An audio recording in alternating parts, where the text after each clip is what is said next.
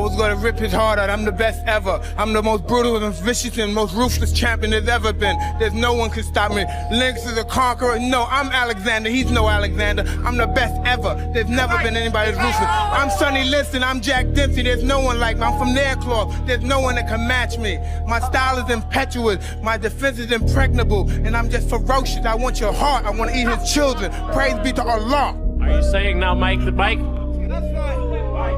Listen, I'm not scared of these guys.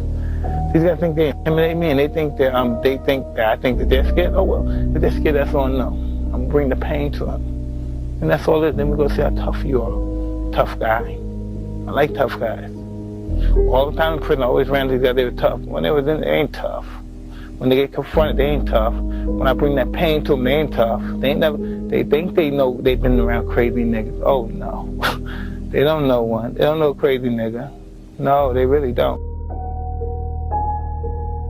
Most guys were yet pretty much intimidated. They lost the fight before they even got hit. Most guys. I knew the art of skullduggery. These guys, I knew how to beat these guys psychologically before I even got in the ring with them. The most insecure people in the world are the most powerful ones. Remember that. They'll say whatever, you know. How could you not be insecure? Because if you're insecure in the position that you're in position to lose that position. We can never be secured in our position because there's always somebody gunning for it.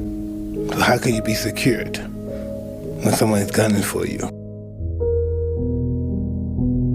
There's a quote in Machiavelli, The Prince, and when they say, after you defeat the king and you cut off his head, you be audacious and you say what you're going to do to the next ruler and the next prince that you're going to conquer, and that allows them to be intimidated. I don't care how talented you are. I don't care how much you work on yourself. There are some times when things aren't going to go right. There are times when anything that can happen will happen. Life happens. The unexpected, the uncalled for, the unintentional. We've been damaged emotionally, damaged spiritually. It may be your business. It may be your heart that is broken today. It may be the number in your bank account that is screaming, you are broke. You can break physically, you can break mentally, you can break your heart, you can break your spirit, and all of those are gonna leave a mark. But the mark that they leave can be the mark of victory or it can be the mark of defeat. It is staying with the breaking that produces the blessing. It is not what you go through that determines where you end up. It's who you listen to. Because I think right now, you are walking through a valley between two voices. One is wisdom, one is worry. One is gratitude, one is grumbling. One is blame, one is faith.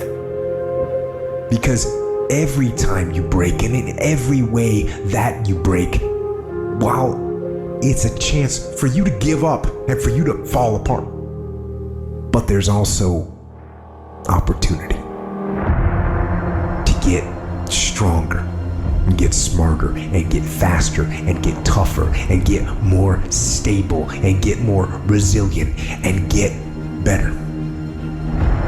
What I need you to do is I need you to find a reason to keep going. And if you can find a reason to keep going, I know you're strong enough to do it because you're human. And every human has what it takes to get past whatever they're going through if they decide to. Push through it. Push through it. Tragedy and trials come to everybody. Only the strong survive. The fight isn't over. The fight is just beginning. You have the opportunity to show the world what you are really made of. I need you to look at that sickness that's going on in your life right now, whatever it is. I want you to say, I can beat it. I can beat it. I will beat it. I must. I got a family to live for. I ain't through yet. My life ain't over yet. There's some things in life you don't need no degree for. You don't need no money for it. You don't need no support for it. There's something in life you just gonna get through when you tell yourself, I'm gonna get through this. Regardless of what happens to you tribulation, nothing can stop you. The only thing that can stop you is you. No situation, no circumstance, no piece of adversity can define your life. Never let a circumstance define you. And I'm not retreating. I'm not running. I don't care what they say on paper. I don't care if you say we outnumbered. We live by this and we die by this. We don't retreat. We don't run. We gonna stand and we gonna live and we gonna die by what we stand for, and everybody gonna know what we represent and what we're part of. I got staying power. I got staying power. Be encouraged today that no matter what you walk through, no matter how broken your marriage is, no matter how many times you failed, there is within you a spirit that is greater than whatever is going on around you. All about. Yeah. I don't care how good you are in anything. You don't have discipline, you ain't nobody. Right. You're nothing without discipline. Because you give up under the slightest struggle without discipline. 100%. Discipline is doing what you hate to do, but do it like you love it. Because the people don't really know what I go through. I listen to it, but they really don't know what I go through because I just want to be polite. The boxing's the easy part. When you get in there and fight in the ring, it's easy. That's the vacation. But when you're here and you have to train, you have to do things over and over till you're sore, until sometimes when deep in your mind you say, God, I don't want to do this no more. I'm not doing this because, it's something you have to do. It's doing it because it should be fun to you. I push it out. While I'm in the dressing room, 5 minutes before I come out, my gloves are laced up. I'm breaking my gloves down. I'm pushing the lever in the back of my glove, breaking the middle of the glove so my knuckle could pierce through the leather. I feel my knuckle piercing against the tight leather glove. I come out, I have supreme confidence, but I'm scared to death. I'm totally afraid. I'm afraid of everything. I'm afraid of losing. I'm afraid of being humiliated, but I'm totally confident. The closer I get to the ring, the more confidence I get. The closer, more confidence I get. The closer, more confidence I get. All during my training, I've been afraid of this man. I thought this man might be capable of beating me. I've dreamed of him beating me. But I always stayed afraid of him. But the closer I get to the ring, I'm more confident. Once I'm in the ring, I'm a god. No one could beat me.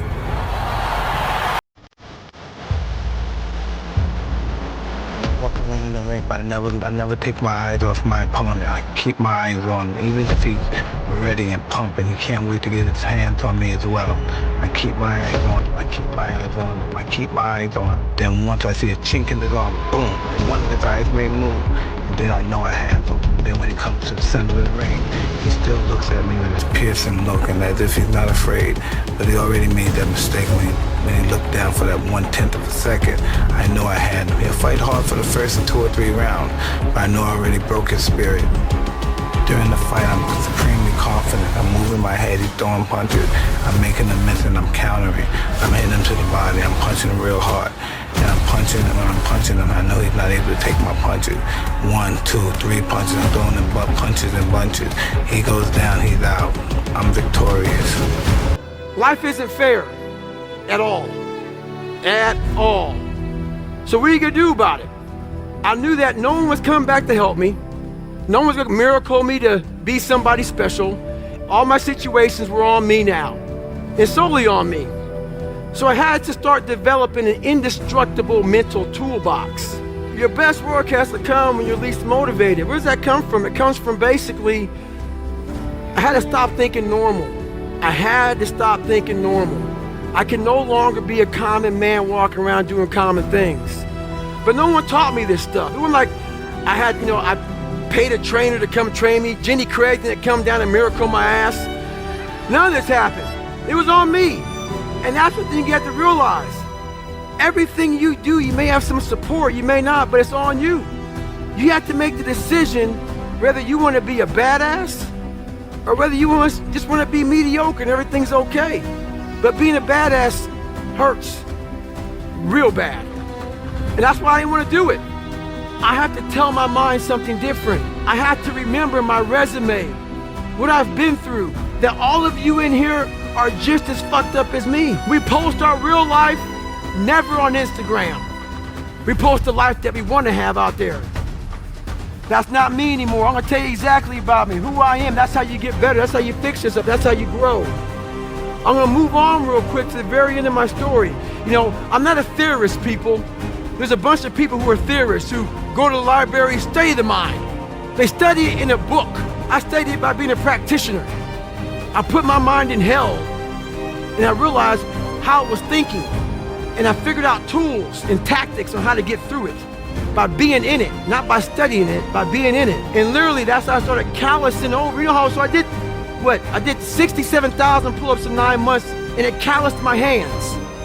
It calloused my hands real good to protect my hands against the bar. I started learning how to callous my mind, to callous over my victim's mentality. And that's what I did. Life isn't fair. We have to understand that. It shouldn't be fair. It's a trial ground, it's a testing ground. It's built to make us harder. It's built to make us as strong as we can, to test us, to drive us. So, mentality is the only thing that gets us through life. I was an underdog. We are all underdogs in life. Even the baddest person in the world should think that way. So you should always have I've never arrived mentality. And the can't hurt me mentality is no matter where you come from, the sewer or wherever you think you're from. When I got out of the sewer, I got to the road and looked around and said, can't hurt me. Nothing should be able to hurt you. If you believe that, it starts to become true. I wanted to live my life in a way that when I died, I was proud of myself. I know what pride felt like. And if it took pushing myself to death, I was willing to do that. But I want to look in that mirror, not impress anybody, not money, not fame, not nothing. I wanted to impress the guy in the daggone mirror. And I worked endlessly and tirelessly to do that. And it happened.